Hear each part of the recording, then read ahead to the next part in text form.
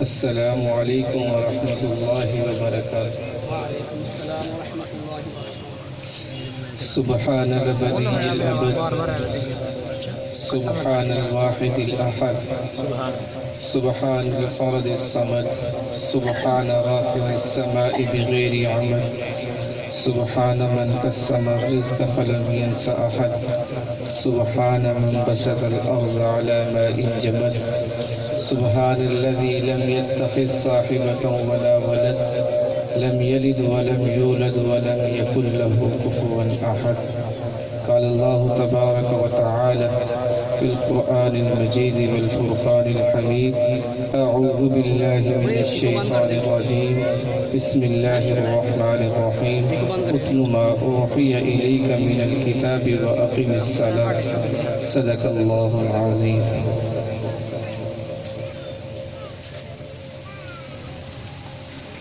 الحمدللہ، اللہ کا شکر ہے کہ میں اور آپ لیلۃ القدر کی رات میں ختم قرآن کے موقع کے اوپر حاضر ہو۔ تقریر کرنا بھی مقصود نہیں ہے، بیان۔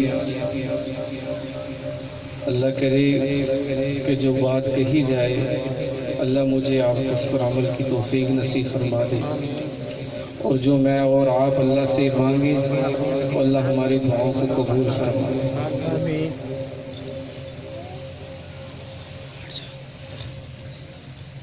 قبولیت کی نشانی یہ ہے کہ اللہ رب العزت ایک نیک عمل کے بعد دوسرے عمل کی جب توفیق نصیب فرماتے ہیں، اللہ پہلے عمل کو قبول فرماتے ہیں۔ الحمدللہ حافظ یونس صاحب مسلسل اللہ کی توفیق سے ان کے ماں باپ کو جتنی خوشی ہوگی، ان کے استاد کو جتنی خوشی ہوگی کہ میرا شاگرد اور میرا صاحبزادہ الحمدللہ مصلح کے اوپر الف سے لے کر والناس تک تراویح میں قرآن سنا، اللہ اس کو قبول فرمائے۔ یہ وہی قرآن مجید ہے جو اللہ کے نبی نے مسجد نبوی کے مسئلے پر سنایا۔ اس کے ایک زبر میں، زیر میں، پیش میں فرق نہیں ہے۔ اتنے 100 سال گزرنے کے بعد بھی یہ وہی قرآن ہے۔ حافظ یونس صاحب نے الحمدللہ جو تراویح کی صورت میں سنایا کہ جو اللہ کے نبی نے مسجد نبوی کے مسئلے پر سنایا۔ اور مبارک اور خوشی کی بات یہ ہے کہ جہاں قرآن مجید نازل ہوا، مکہ اور مدینہ، وہاں پر قرآن مجید کے اندر سالانہ حفظ کی تعداد 20,000 ہے، اور اہل پاکستان کے لیے خوشخبری ہے جو وفاق المدارس العربیہ کے تحت امتحان دیتے ہیں 2021 کے اندر ان کی سالانہ تعداد 64,000 ہے۔ سبحان اللہ، سبحان اللہ۔ کتنی خوش قسمتی ہے اہل پاکستان کے لیے۔ تو میرے پیاروں، میں نے شروع کے اندر آیت تلاوت فرمائی: اتل ما اوحی الیک من الکتاب واقم الصلاۃ۔ اللہ اپنے محبوب کو حکم دے رہے ہیں، میرے محبوب، ہم نے آپ کے سینے پہ جو قرآن نازل کیا اور حضرت جبرائیل علیہ السلام سے آپ نے دور فرمایا، اے میرے محبوب آپ اس قرآن مجید کی تلاوت فرمائیں۔ سبحان اللہ۔ جب اللہ کے نبی کے سینہ مبارک پر نازل ہوا اور جبرائیل علیہ السلام نے دور فرمایا، کتنا یاد ہوگا میرے محبوب کو قرآن، لیکن اس کے باوجود اللہ حکم فرما رہے، میرے محبوب آپ اس قرآن مجید کی تلاوت فرمائیں۔ سبحان اللہ۔ فکر کی بات یہ ہے کہ جب اللہ کے نبی کو حکم ہے کائنات کے دلہا وجہ کائنات حضرت محمد مصطفیٰ صلی اللہ علیہ وسلم کو، تو میرے آپ کے لیے کتنا ضروری ہے قرآن کی تلاوت کرنا۔ سبحان اللہ۔ تو جتنی آئی ہوئی مستورات ہیں اور یہ آئے ہوئے احباب ہیں، پہلے یہ نیت کریں کہ رمضان قرآن سے پہلے، قرآن پہلے ہے، رمضان بعد میں، تراویح پہلے شروع ہو جاتی ہے۔ ایسا تو نہیں ہے کہ آج 22واں روزہ 23ویں رات ہے، میں نے قرآن مجید کھول کر ہی نہ دیکھا، رمضان گزر گیا۔ علماء نے لکھا کہ مسلمان ہو، عاقل ہو، بالغ ہو، مرد ہو یا عورت، ایک مرتبہ قرآن مجید جو حافظ نہیں ہے اس کے لیے واجب ہے پڑھنا۔ تو میرے پیارو، میرے آپ کے لیے فکر کی بات یہ، ایسا تو نہیں ہے کہ سال گزر گیا میرا قرآن ہی نہ کھلا مجھ سے۔ ہر چیز کے لیے وقت ہے، اگر وقت نہیں ہے تو اللہ کے کلام کے لیے نہیں۔ تو نیت کریں میرے پیاروں، اتنی مستورات ہیں اور آئے ہوئے احباب ہیں کہ انشاءاللہ العزیز ایسا نہ ہو کہ رمضان ہم سے گزر جائے اور ہم قرآن مجید کو کھول کر بھی نہ دیکھیں۔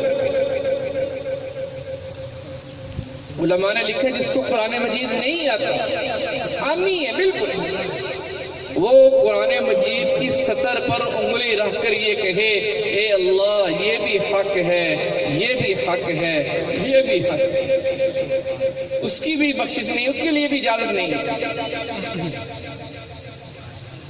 اور دوسرا میرے پیاروں، آخری 10 سورتیں تو ہر مسلمان کو آنی چاہیے، مخارج کے ساتھ، تلفظ کے ساتھ۔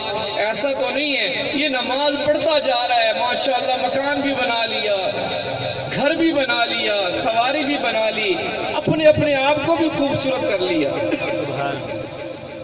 اور میاں جی اس کو سورت فاتحہ نہ یاد ہوئی۔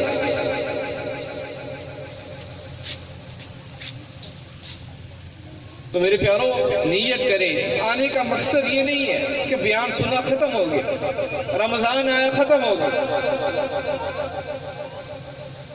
نیت کرے کہ انشاءاللہ العزیز 10 صورتیں انشاءاللہ العزیز مخارج کے ساتھ، تلفظ کے ساتھ سیکھنی ہے، کہ اس نیت سے کہ جو نماز پڑھتا ہوں یہ تو عند اللہ مقبول ہو جائے۔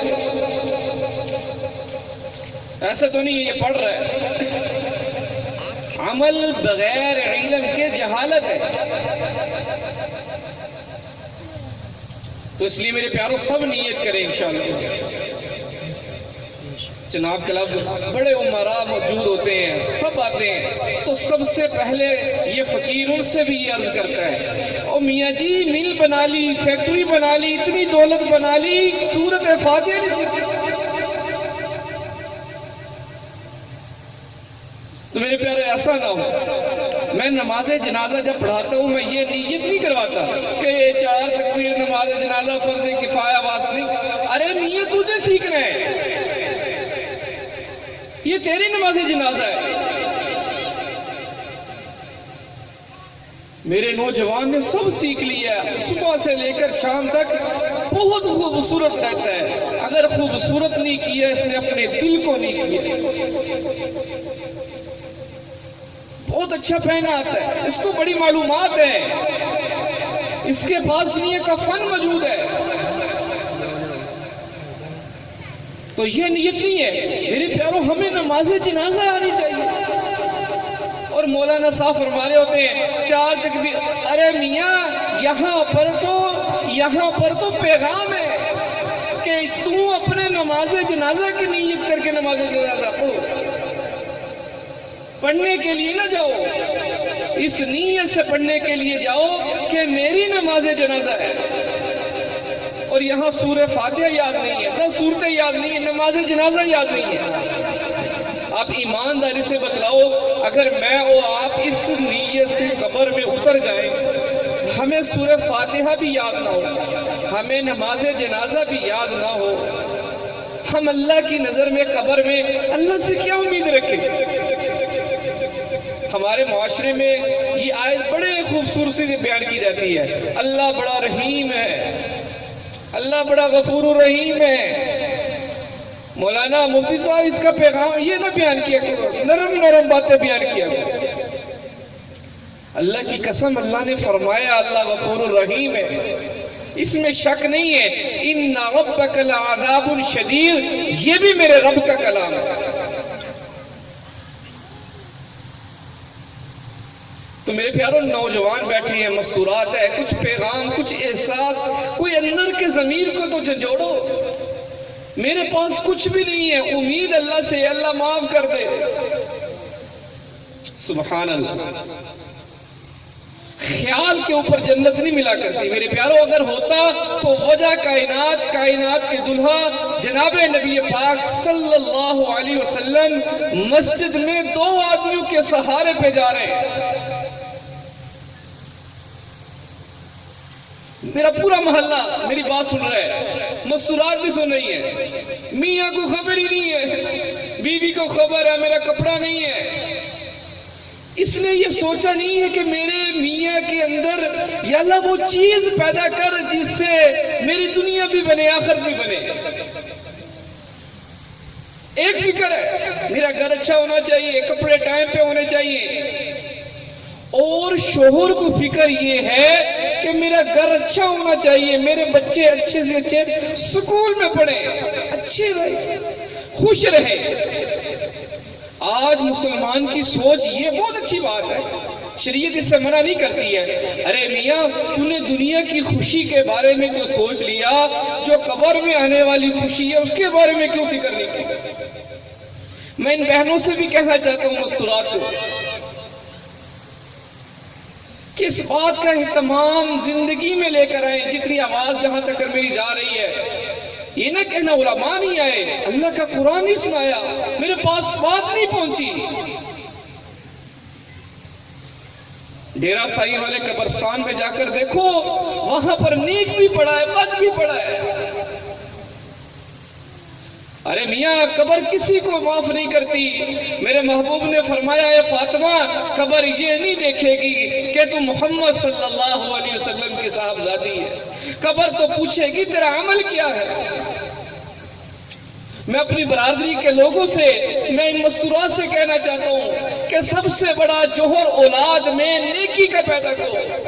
عمر بن عبدالعزیز رحمہ اللہ جب دنیا سے جانے لگے، لوگوں نے کہا اے عمر بن عبدالعزیز تو دنیا کا بادشاہ ہے اور آج دنیا کے اندر سے جا رہا ہے، اولاد کے لیے کچھ نہیں چھوڑا. فرمایا نہیں، میں ان کی اولاد کے اندر اللہ اور اس کا رسول چھوڑ کے جا رہا ہوں.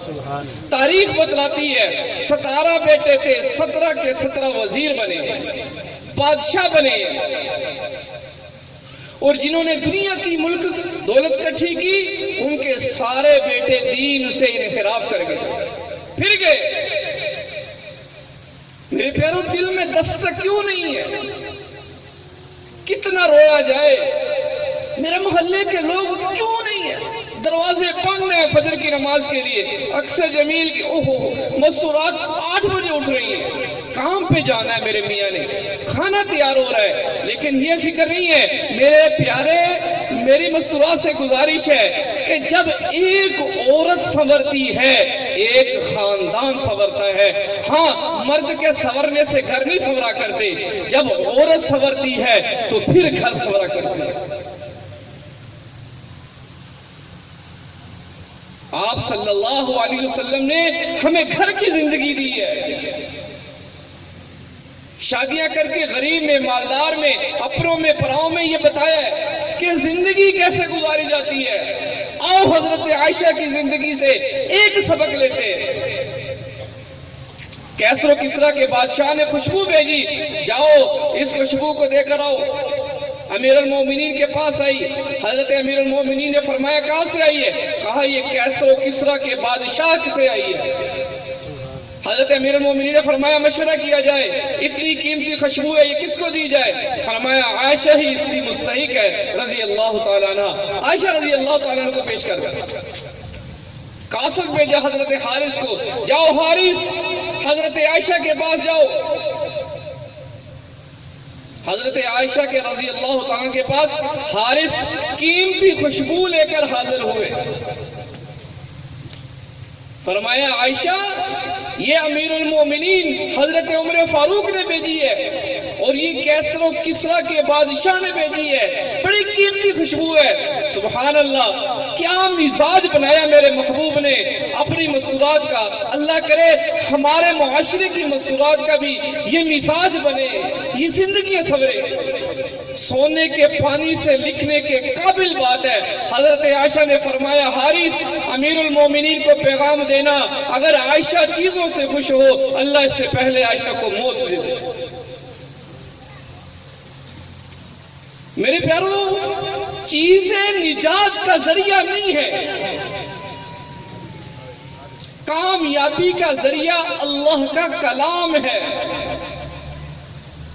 اللہ نے اپنے آپ صلی اللہ علیہ وسلم کے سینے مبارک پہ نازل فرما کے میرے آپ کے لیے آسانی فرمائی ہے کہ میرے نبی چلتے گئے, قرآن اترتا گیا, میرے آپ کے لیے پیغام بنتا گیا. تو نیت کریں یہ مسورات کہ انشاءاللہ العزیز کہ میں نے جو زیور بنانا ہے وہ قرآن کا بنانا ہے, اور میرے نزدیک سب سے بڑا سرمایہ میرے لیے نیکی ہے, تقوی ہے, بھلائی ہے, خیر ہے, عمل صالح ہے, تقوی ہے, للہیت ہے, اللہ ہے, اس کا رسول ہے, اس کا کلام ہے, اس کے محبوب کی پاکیزہ زندگی ہے, محبوب کی سیرت ہے, محبوب کے افعال ہے. پڑھو, نیت کرو قرآن کو پڑھنے کی, کھولنے کی, سیرت طیبہ کو پڑھنے کی کہ میرے محبوب کی پاکیزہ زندگی کیسے تھی. حضرت عبداللہ بن عباس رضی اللہ تعالیٰ مسجد کے باہر اللہ کے نبی نے فرمایا اجلس, فجر کی نماز پڑھی, صحابہ بیٹھ جاؤ. حضرت عبداللہ بن مسعود مسجد کے باہر ہے, فرمایا اجلس, وہی سنی, وہیں پر بیٹھ گئے. اللہ کے نبی نماز پڑھ کر باہر تشریف آئے. فرمایا عبداللہ بن مسعود آپ نے نماز نہیں پڑھی. فرمایا یا رسول اللہ آپ کی آواز کانوں میں پڑی تھی, اجلس بیٹھ جاؤ. ہم وہیں پر بیٹھ گئے. صحابہ کو تو مزاج ایسا بنا. تو میرے پیارو, حافظ یونس صاحب کے اس ختم قرآن پر یہ پیغام لے کر جائیں انشاءاللہ العزیز. آج کے بعد زندگی کے اوپر لکیر کھینچنی ہے, اے میرے مالک جو ہو گیا اسے تو معاف کر دے. انشاءاللہ العزیز آج کے بعد زندگی وہ ہوگی جو تیرے محبوب نے بتائی. قرآن کا پڑھنا بھی ثواب ہے, چومنا بھی ثواب ہے, اس کو یاد کرنا بھی ثواب ہے. قرآن کا مقصد یہ ہے کہ اس کے مطابق زندگی گزاری جائے. تو میرے پیارو, پہلی نیت یہ کریں کہ انشاءاللہ العزیز ہم نے, اللہ نے مجھے اولاد دی یا ہمیں اولاد دی کہ انشاءاللہ اپنے بچوں کو حافظ قرآن ضرور بنائیں اور اپنا تعلق اپنے قرآن سے ضرور جوڑیں گے. ایسا نہیں ہے کہ رمضان آیا قرآن نہ کھلا. دوسری بات, یحییٰ بن معاذ رضی اللہ تعالیٰ عنہ فضائل صدقات کے اندر حضرت نے ایک واقعہ نقل فرمایا کہ سب سے عقل مند انسان کون ہے؟ اے یحییٰ بن معاذ کون ہے؟ فرمایا 3 آدمی عقل مند ہے. سبحان اللہ. یہ پیغام لے کر جانا آج کی تقریر کا اور آج کے اس فقیر کا یہ جوہر ہے جو آپ کی جھولی میں ڈال کے جا رہا ہوں. اللہ کرے یہ مجھے بھی آپ کو بھی اس پر عمل کی اللہ توفیق نصیب فرمائے. جہاں جہاں تک آواز پہنچ رہی ہے, یحییٰ بن معاذ عقل مند کون ہے؟ فرمایا عقل مند انسان وہ ہے جو اس دنیا کو چھوڑنے سے پہلے یہ خود دنیا کو چھوڑ دے.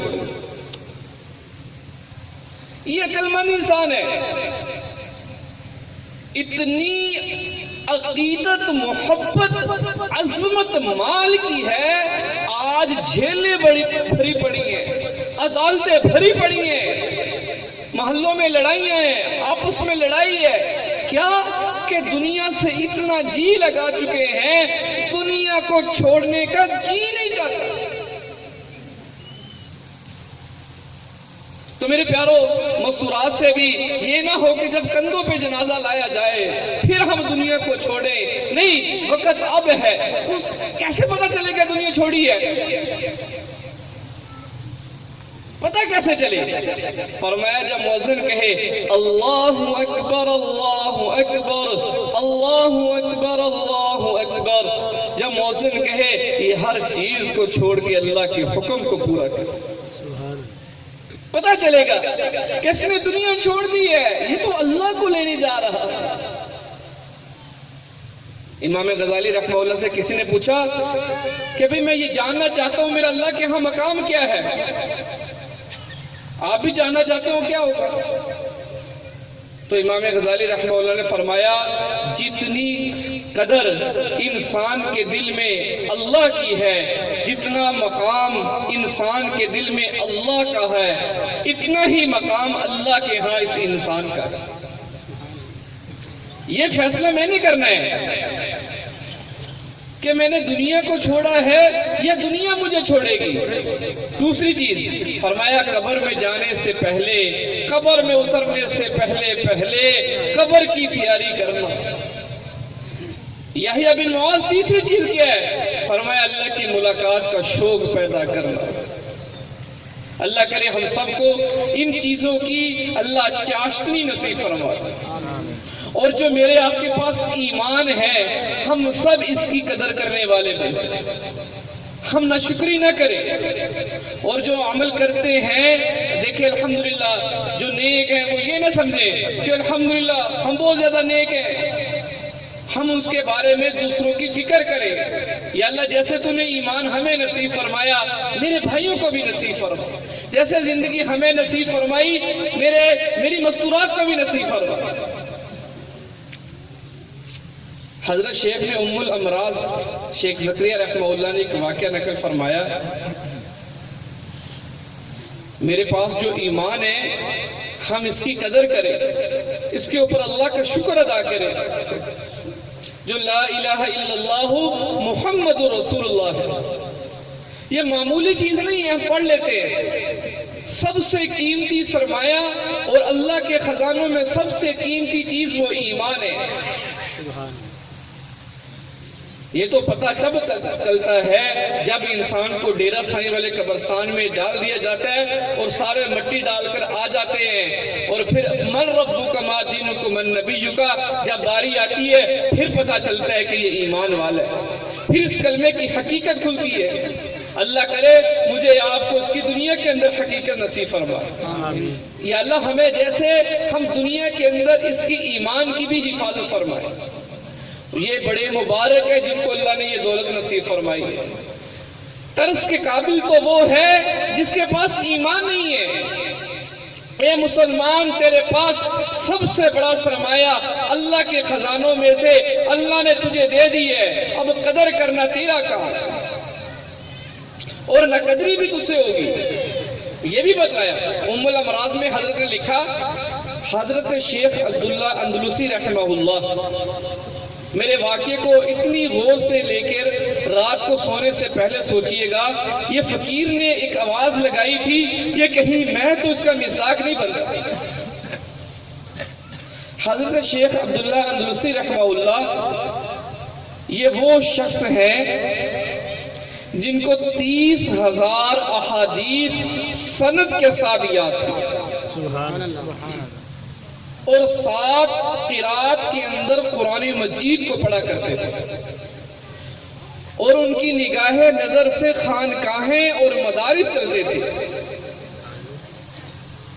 علماء نے لکھا کہ ان کے شاگردوں میں سے حضرت جنید بغدادی اور حضرت شبلی رحمہ اللہ ہے.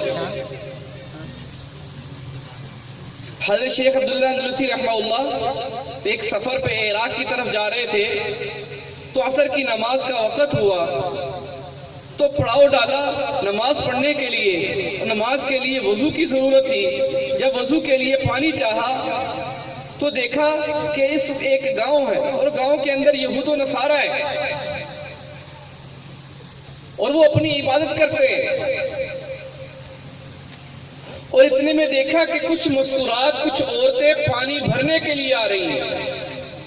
حضرت شیخ عبداللہ اندلسی رحمہ اللہ کی نظر ان مستورات پر پڑی. جب عورت کے اوپر نظر پڑی تو حضرت شیخ عبداللہ اندلسی رحمہ اللہ فرمانے لگے اے شبلی نعمانی آپ یہاں سے چلے جاؤ. کہا کیوں حضرت کیا ہوا؟ کہا جس کے اوپر میری نظر پڑی ہے میں اس کو اپنی زندگی میں لانا چاہتا ہوں. فرمایا حضرت آپ 30,000 احادیث مع سند کے یاد ہیں، 7 قراتوں میں قرآن مجید ہے، آپ کے تو مریدین کی تعداد 12,000 سے زائد ہے. حضرت کیا فرما رہے ہیں آپ؟ فرمایا جو شبلی تجھے حکم دیا جا رہا ہے وہ کرو. اب شیخ عبداللہ اندلسی رحمہ اللہ کے لیے رب ایسے ہی راضی ہے، میں نہیں جا سکتا آپ کے ساتھ، آپ چلے جاؤ. شیخ عبداللہ اندلسی رحمہ اللہ حیران، سب مریدین حیران کہ بھی ایک عورت کے پیچھے زندگی، حدیث، قرآن، خانقاہ، مدرسہ، سب کچھ. فرمایا 3 دن حضرت شیخ عبداللہ اندلسی رحمہ اللہ کمرے میں بند رہے. حضرت نے لکھا کسی کو ہمت نہ پڑی، حضرت شبلی کو ہمت پڑی. فرمایا حضرت ہم ہاتھ جوڑتے ہیں آپ کے سامنے، آپ کو کیا ہو گیا؟ اب اتنے بڑے شیخ ہو کر کس معاملے میں پڑ گئے ہیں؟ فرمایا نہیں آپ چلے جاؤ، شبلی چلے جاؤ، شبلی چلے جاؤ. حضرت شبلی کے دل میں غم، وہ درد، شیخ کی محبت، پیر کی محبت ان کے دل میں، اور وہ روتے روتے واپس جا رہے ہیں. پھر دل میں تمنا پیدا ہوئی میں اپنے شیخ کو تو دیکھوں. جب شیخ کو دیکھا تو شیخ اللہم احفظنا منہ، شیخ سور چرا رہے ہیں. شبلی نعمانی پریشان ہے، حضرت آپ کی جھولی میں سب کچھ ڈال دیتے ہیں، حکم ہو. حضرت یہ کیا ہو رہا؟ فرمایا نہیں اے شبلی واپس چلے جاؤ. کہا شرط یہود و نصارہ نے یہ رکھی تھی، اگر آپ اس عورت کو چاہتے ہو تو پھر آپ کو اسلام چھوڑنا پڑے گا.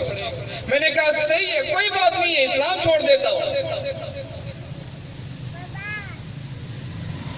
حضرت شیخ اتنے بڑے مرتبے میں اور کس معاملے میں؟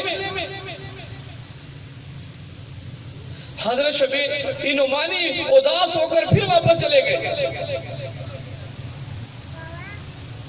حضرت کے دل میں فکر پیدا ہوئی کہ یا اللہ میرا شیخ کو کیا ہوا، دعا مانگ رہے ہیں. کچھ دنوں کے بعد، واقعہ لمبا مختصر عرض کرتا ہوں، کچھ دنوں کے بعد حضرت عبداللہ اندلسی رحمہ اللہ مسجد کے اندر، اسی خانقاہ کے اندر جب واپس تشریف لائے، اللہ کے حکم کو پورا فرما رہے ہیں، اور مریدین دیکھ کر خوش ہیں، الحمدللہ ہمارا شیخ واپس آ گیا ہے. اتنے خوش، اتنے خوش، یا اللہ تیرا شکر ہے ہمارا شیخ واپس آ گیا. فرمایا شیخ حضرت عبداللہ اندلسی رحمہ اللہ آپ کو کیا ہو گیا تھا؟ آپ کے مریدین اتنے ہیں، آپ کی تو نظر نگاہ سے خانقاہیں آباد ہیں، مدارس آباد ہیں، اور آپ کو 30,000 اسناد یاد تھی، اور 7 قرات سے آپ قرآن پڑھتے تھے.